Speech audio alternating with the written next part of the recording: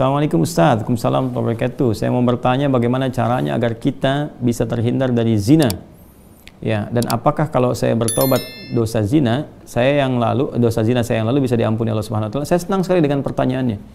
Ya, saya mau bertanya bagaimana caranya agar kita, berarti Anda dan saya kan, kita semua bisa terhindar dari zina. Nah, itu bagus sekali untuk kita semua karena banyak potensi-potensi yang bisa menjerumuskan kepada itu.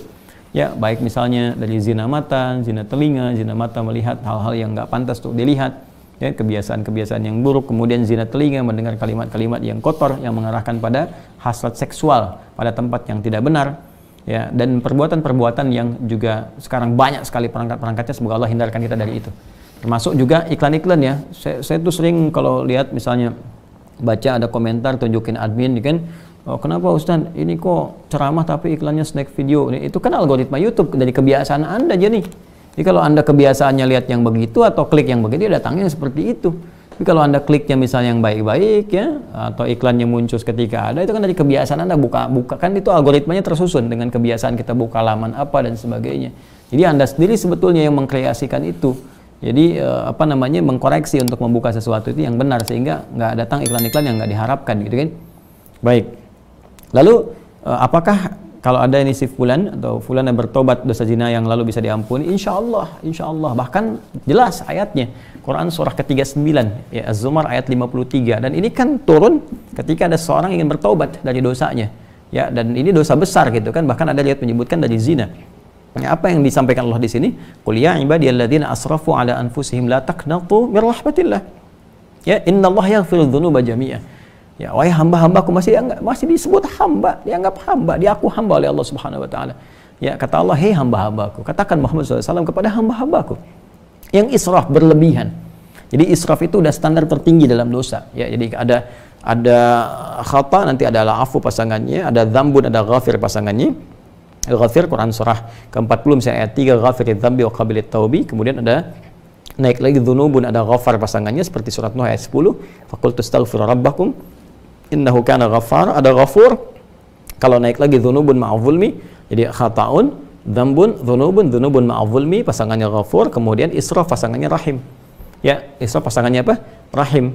Makanya disatukan di Al-Baqarah ayat 286 kan, Rabbana la tu'akhidna in nasina aw akhtana khata', Rabbana wa la tahmil 'alaina isran kama hamaltahu 'alal ladzina min qablina, itu dzambun dan dzunubun ma'adzulmi. Rabbana wa la tuhammilna ma la taqata lana bi, seperti israf. Wa'fu 'anna al-'afu waghfir lana, ghafir, ghaffar dan ghafur, warhamna rahim. Nah, tingkat tertinggi ini dosa-dosa besar, seperti zina kan dosa besar. Yang membunuh dosa besar. Maka kata Allah, "Qul ya ibadiyalladzina asrafu 'ala anfusihim," hai hamba-hambaku yang pernah berbuat israf. Mungkin ada sebagian yang pernah zina, pernah membunuh, dosa-dosa besar, ya, pernah korupsi, mau tobat dan sebagainya. Masya Allah, ya, alhamdulillah dia mau tobat, mau kembali karena mungkin doa orang tuanya, doa sekitarnya, kesadaran dirinya, kan? Kemudian la taqnatu min rahmatillah, jangan putus asa dari rahmat Allah Subhanahu wa taala.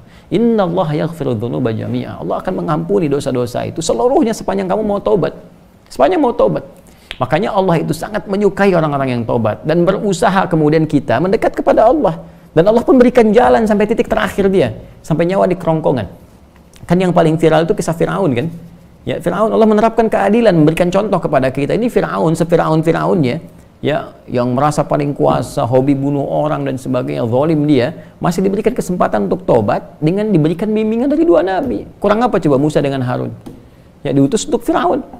Ya, idzhaba ila fir'auna innahu tagha. Datanglah kepada Firaun, dakwahi dia dengan penuh kelembutan. Dia sudah mulai menyimpang. Jadi bukan masalah kekuasaannya yang salah. Kekuasaan silahkan berkuasa, nggak ada masalah gitu kan. Cuma ketika menyimpang dari kekuasaan, ingatkan kata Allah. Diingatkan itu karena sayang. Kalau nggak sayang dibiarin. Ya, oke, kalau ada ulama bisa mengingatkan, ustaz mengingatkan, kita yang keliru dan sebagainya, nggak usah marah.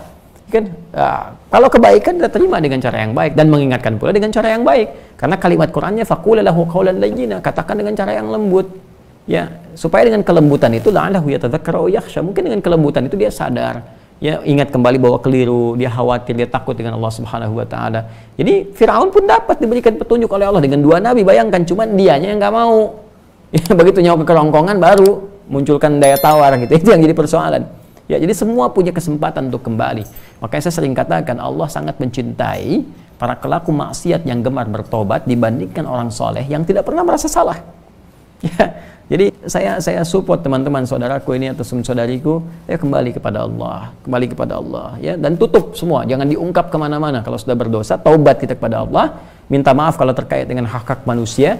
Setelah minta maaf, berbuat lebih baik terus, dan lupakan itu semua, berbuat lebih baik sampai kita merasakan kebaikan itu nikmat dilakukan. Itu halawatul iman namanya. Itu tanda taubat kita diterima oleh Allah Subhanahu wa taala.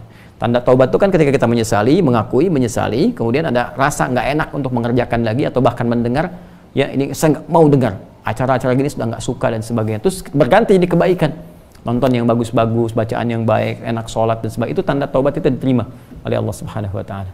Ya, jadi di sini saya kira semua punya kesempatan yang sama untuk menjadi baik, untuk dimuliakan oleh Allah Subhanahu wa taala, dan tidak sungkan kita mendoakan setiap orang termasuk diri kita sendiri, yang untuk selalu berusaha ya, konsisten pada nilai-nilai kebaikan.